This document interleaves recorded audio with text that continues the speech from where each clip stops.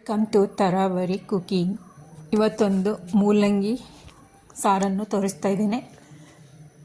ಇದು ಮನೆಯಲ್ಲೇ ಬೆಳೆದಿರುವಂತಹ ಮೂಲಂಗಿ. ನೀಟಾಗಿ ವಾಶ್ ಮಾಡಿಕೊಂಡು ಸೊಪ್ಪನ್ನೆಲ್ಲ ತಗೊಳ್ಬೇಕು.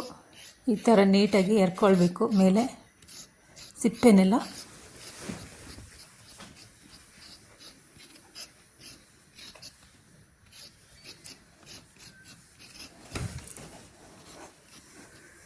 ನೀಟಾಗಿ ಸಿಪ್ಪೆನೆಲ್ಲ ತೆಗೊಂಡಾದಮೇಲೆ ನೀಟಾಗಿ ವಾಶ್ ಮಾಡಿಕೊಳ್ಬೇಕು. 1-2-3 ಸತಿ ತೊಳಿಬೇಕು ನೀರಿನಲ್ಲಿ.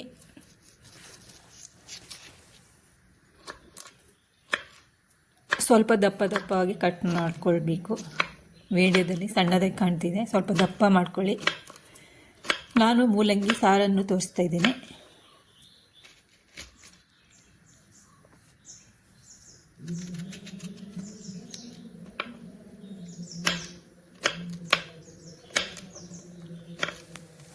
ವಿಡಿಯೋ ನೋಡುವವರು ಸಬ್ಸ್ಕ್ರೈಬ್ ಮಾಡಿಕೊಂಡು ವಿಡಿಯೋ ವಾಚ್ ಮಾಡಿ. ಬೆಲ್ ಐಕಾನ್ನ ಒತ್ತಿ. ಆಲ್ ಅಂತ ಆಪ್ಷನ್ ಇರುತ್ತೆ, ಅದನ್ನು ಪ್ರೆಸ್ ಮಾಡಿದರೆ ನಾನು ಹಾಕಿರುವಂತಹ ವಿಡಿಯೋಗಳೆಲ್ಲವೂ ವಾಚ್ ಮಾಡ್ಬೋದು. ಹೆಚ್ಚು ಜನರಿಗೆ ಶೇರ್ ಮಾಡಿ. ವಿಡಿಯೋ ಇಷ್ಟ ಆದರೆ ಲೈಕ್ ಮಾಡಿ. ನಿಮ್ಮ ಅಭಿಪ್ರಾಯವನ್ನು ಕಮೆಂಟ್ ಮುಖಾಂತರ ತಿಳಿಸಿ.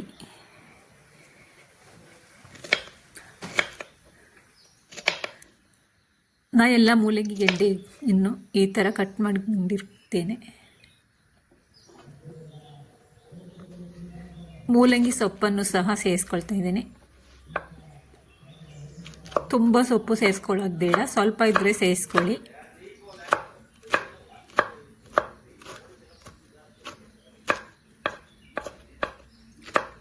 ಸಣ್ಣದಾಗಿ ಕಟ್ ಮಾಡಿಕೊಂಡು ಸೇರಿಸ್ಕೊಳ್ಬೇಕು. ದಪ್ಪವಾಗಿ ಕಟ್ ಮಾಡ್ಕೊಳ್ಳೋದು ಬೇಡ.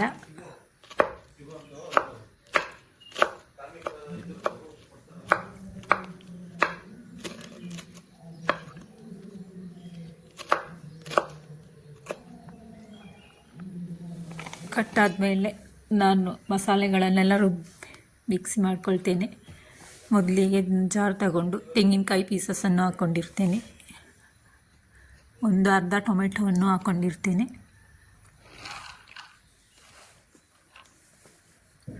ಚಿಕ್ಕ ಮೆಣಸಿನಕಾಯಿಯನ್ನು ಸಹ ಹಾಕ್ಕೊಂಡಿರುತ್ತೇನೆ. ಸಾಂಬಾರು ಸೊಪ್ಪನ್ನು ಸಹ ಸೇರಿಸ್ಕೊಂಡಿದ್ದೇನೆ.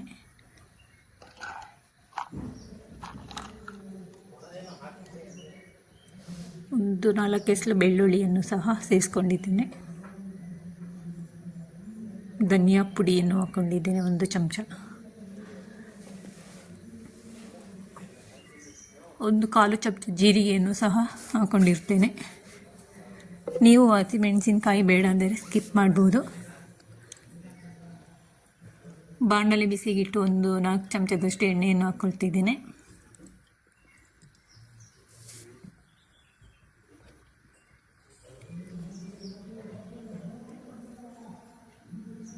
ಎಣ್ಣೆ ಬಿಸಿಯಾದ ನಂತರ ಸಾಸಿವೆಯನ್ನು ಸಹ ಹಾಕ್ಕೊಂಡಿದ್ದೇನೆ.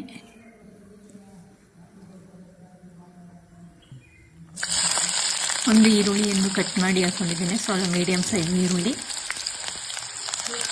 ಒಂದು ಅರ್ಧ ಟೊಮೆಟೊವನ್ನು ಸಹ ಸೇರಿಸ್ಕೊಂಡಿದ್ದೇನೆ. ಮಸಾಲೆಗೆ ಒಂದು ಅರ್ಧ ಟೊಮೆಟೊ ಹಣ್ಣನ್ನು ಸೇರಿಸ್ಕೊಂಡಿರ್ತೇನೆ. ಬೇವಿನ ಎಲೆಯನ್ನು ಸಹ ಹಾಕ್ಕೊಂಡಿರ್ತೇನೆ.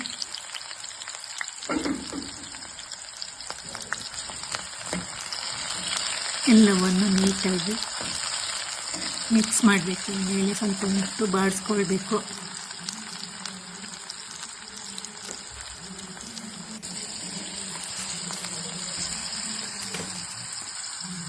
ರುಬ್ಬಿರುವಂತಹ ಮಸಾಲೆಗಳನ್ನೆಲ್ಲ ಅದಕ್ಕೆ ಹಾಕ್ಕೊಳ್ತಾ ಇದ್ದೇನೆ. ಇದು ಎಣ್ಣೆಯಲ್ಲಿ ಒಂದು ಸ್ವಲ್ಪ ಹೊತ್ತು ಕುದಿಸ್ಕೊಳ್ಬೇಕು. ನೀರು ಹಾಕೋದೇನು ಬೇಡ. ಅದರ ಹಸಿ ವಾಸನೆ ಎಲ್ಲ ಹೋಗಬೇಕು. ಕಲ್ಲುಪ್ಪನ್ನು ಹಾಕ್ಕೊಳ್ತಾ ಇದ್ದೇನೆ ರುಚಿಗೆ ತಕ್ಕಷ್ಟು.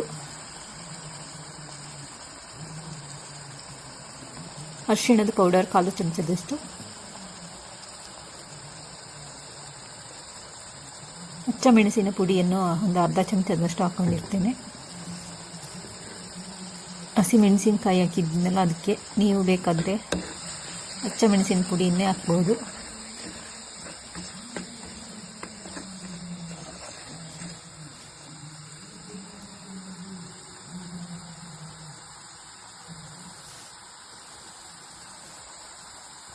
ಕುದಿ ಬಂದ ನಂತರ ಇದಕ್ಕೆ ತೊಳೆದಿಟ್ಕೊಂಡಿರುವಂಥ ನೀರು ತೆಗೆದಿರುವಂತಹ ಮೂಲಂಗಿ ಗೆಡ್ಡೆ ಪೀಸನ್ನು ಹಾಕೊಳ್ತೇನೆ. ಸೊಪ್ಪು ಸಹ ಕಟ್ ಮಾಡಿ ಹಾಕ್ಕೊಂಡಿದ್ದೇನೆ ನಾನು ಸಣ್ಣದಾಗಿ.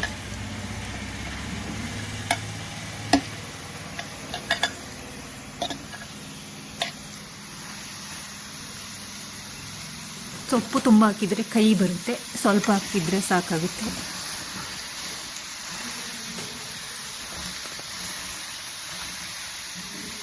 ಎಲ್ಲವನ್ನು ಮಸಾಲೆಗಳ ಜೊತೆ ಮಿಕ್ಸ್ ಮಾಡಿ, ನೀರೇನು ಹಾಕೋದು ಬೇಡ. ನೀರಿನ ಅಂಶ ಇರುವಂತಹ ತರಕಾರಿ ಇದು. ಅದರಿಂದ ಮುಚ್ಚಳ ಮುಚ್ಚಿ ಬೇಯಿಸಿ ಒಂದು 20 ನಿಮಿಷ ಬೆಂದರೆ ಸಾಕಾಗುತ್ತೆ ಇದು.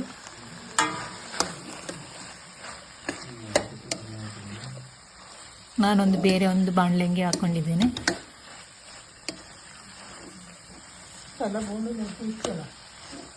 ನೀರೇನು ಹಾಕಲಿಲ್ಲ ನೋಡಿ, ಈ ಥರ ಬಂದಿದೆ. ಇದಕ್ಕೆ ಸ್ವಲ್ಪ ಇವಾಗ ನೀರು ಹಾಕಿ ಬೇಯಿಸ್ಕೊಳ್ಬೇಕು. ನಾನು ಸಾರು ಮಾಡೋದ್ರಿಂದ ನೀರು ಹಾಕ್ಕೊಳ್ತಾ ಇದ್ದೀನಿ. ನೀವು ಪಲ್ಯ ಮಾಡಿದ್ರೆ ನೀರು ಹಾಕೋದು ಬೇಡ.